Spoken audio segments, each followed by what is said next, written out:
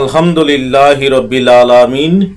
আসসালাতু আসসালামু আলাইকা আলা সাইয়্যিদিল মুরসালিন ওয়া আলিহি ওয়া সাহবিহি আজমাইন।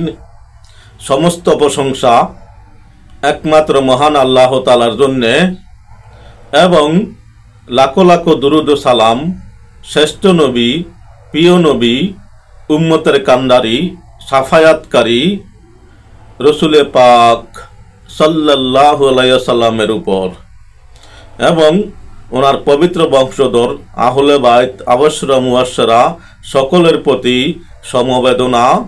সম্মানিত দ্বীনী ভাই ও বোনেরা, সকল মুসলমানের প্রতি আমি গুনাহগারের আন্তরিক সালাম ও মোবারকবাদ। আসসালামু আলাইকুম ওয়া রাহমাতুল্লাহি ওয়া বারাকাতুহু।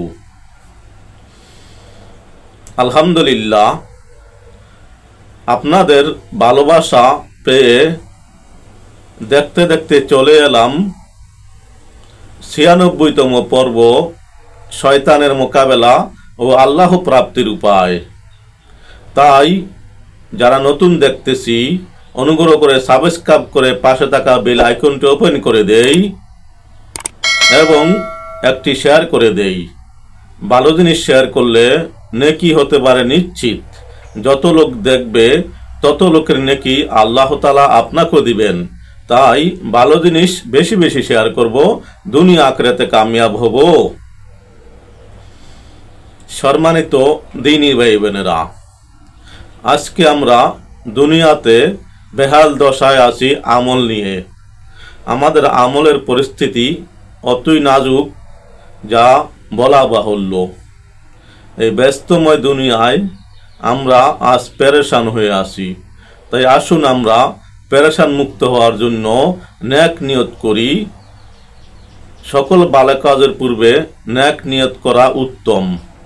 হাদিসে পাকে আছে, কেউ যদি নেক নিয়ত করে থাকে তাৎক্ষণিক ফেরেশতা অর্ধেক সওয়াব লিখে দেন। কাজ সমাধা হলে আল্লাহ তাআলা কত দিবেন আল্লাহই ভালো জানেন। তাই আমরা সকল কাজের পূর্বে নেক নিয়ত করব ইনশাআল্লাহ। আসুন আমরা শুরু থেকে শেষ পর্যন্ত দেখব, এর উপর আমল করব ইনশাআল্লাহ। বিসমিল্লাহির রহমানির রহিম। হাদিস শরীফের হযরত ইবনু আব্বাস রাদিয়াল্লাহু তাআলা আনহু হতে বর্ণিত, নবী করিম সাল্লাল্লাহু আলাইহি ওয়াসাল্লাম অত্র আয়াতের কারিমায় সম্পর্কে বললেন, জেনে রাখো নিশ্চয়ই আল্লাহর ওলিগণের কোনো ভয় নেই এবং তারা চিন্তিত হবেন না। সূরা ইউনুস আয়াত নং ৬২। আল্লাহর ওলিগণ হচ্ছে তারা যাদেরকে দেখলে আল্লাহর কথা স্মরণ হয় বা কালবে আল্লাহর জিকির চালু হয়। হাদিস তাবরানি ফিল কাবির হাদিস নং ১২৩২৫, দিয়া আল মাকদিসি। অপর হাদিসে আরও এসেছে, হযরত ইবনু আব্বাস রাদিয়াল্লাহু তাআলা আনহু হতে বর্ণিত, তিনি বলেন, এক ব্যক্তি বললেন, ইয়া রাসূলুল্লাহ সাল্লাল্লাহু আলাইহি ওয়াসাল্লাম, আল্লাহ তাআলার ওলি কারা? তিনি বললেন, আল্লাহর ওলি তারা যাদেরকে দেখলে আল্লাহকে স্মরণ হয়ে কালবে বা অন্তরে আল্লাহর জিকির শুরু হয়।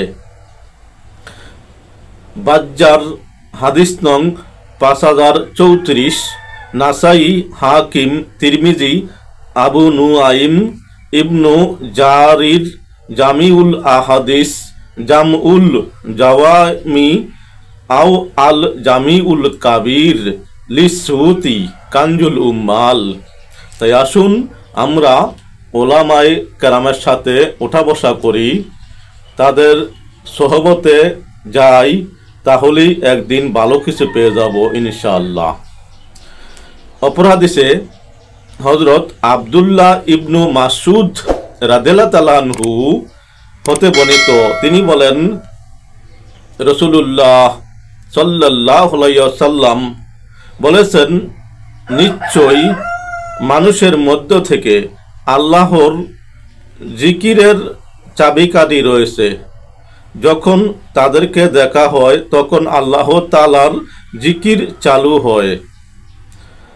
তাবরানি হাদিস তং ১০,৪৭৬, বাইহাকি জামিউল আহাদিস জামউল জাওয়ামি লিসসুতি কানজুল মাল। তাই আসুন আমরা সঠিক পথে থাকি, হালাল খাই, হতে পারে আমাদেরও জিকির আল্লাহর রহমতে চালু হয়ে যাবে ইনশাআল্লাহ। সম্মানিত দিনী ভাই বোনেরা, সম্মানিত ভিউয়ার্স, ভালো কথা শুনতে গেলে শয়তানের ধোঁকা বেশি আসে। তাই আমরা প্রথমে বলেছিলাম নেক নিয়ত করব, আল্লাহ তাআলার কাছে সাহায্য চাইব, তাহলে ভালো কথা আমাদের অন্তরে যাবে ইনশাআল্লাহ। কোরআন ও হাদিসের আলোকে হক্কানি পীরের আরও কতিপয় কিছু আমরা জানব এবং এর উপর আমল করব। শরীয়ত এবং মারেফাত জ্ঞানে পারদর্শী হবেন কারা? হক্কানি পীর অবশ্যই ইলমে শরিয়াত এবং ইলমে মারেফাতের জ্ঞানে পারদর্শী হবেন, কারণ শরিয়াতবিহীন মারেফাত বন্দামি ছাড়া কিছুই নয়। অপরদিকে মারেফাতবিহীন শরিয়াত ফাসিকি ব্যতীত কিছুই নয়। তাই হক্কানি পীরকে অবশ্যই ইলমে শরিয়াত এবং ইলমে মারেফাতের জ্ঞানে পারদর্শী হতে হবে।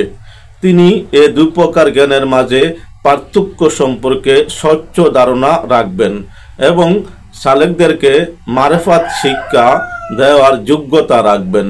এরূপ আলিম সম্পর্কেই আল্লাহ তাআলা বলেন, আল্লাহকে তার বান্দাদের মধ্য থেকে আলিমগণই ভয় করেন।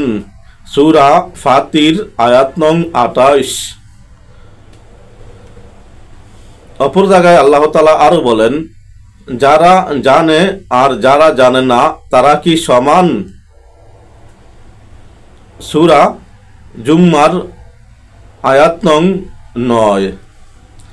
আমরা এই দুটি আয়াত দ্বারা যা কিছু বুঝলাম, এই সম্পর্কে হাদিসে এসেছে, হযরত আবু দারদা রাদিয়াল্লাহু তাআলা আনহু হতে বর্ণিত, তিনি বলেন, আমি রাসূলুল্লাহ সাল্লাল্লাহু আলাইহি ওয়াসাল্লামকে বলতে শুনেছি, আলিমগণ নবীগণের উত্তরসূরি, আর নবীগণ দিনার এবং দিরহামের ওয়ারিস বানাননি, বরং তারা ইলমের ওয়ারিস বানিয়েছেন। সুতরাং যে ব্যক্তি ইলম অর্জন করল সে পূর্ণ মাত্রায় মিরাজ গ্রহণ করল। হাদিস বুখারী তালিক ও মুসলিম। তাই আসুন আমরা সঠিক পথ পাওয়ার জন্য চেষ্টা করি, তাহলে আমরা দুনিয়া আখিরাতে কামিয়াব হব ইনশাআল্লাহ।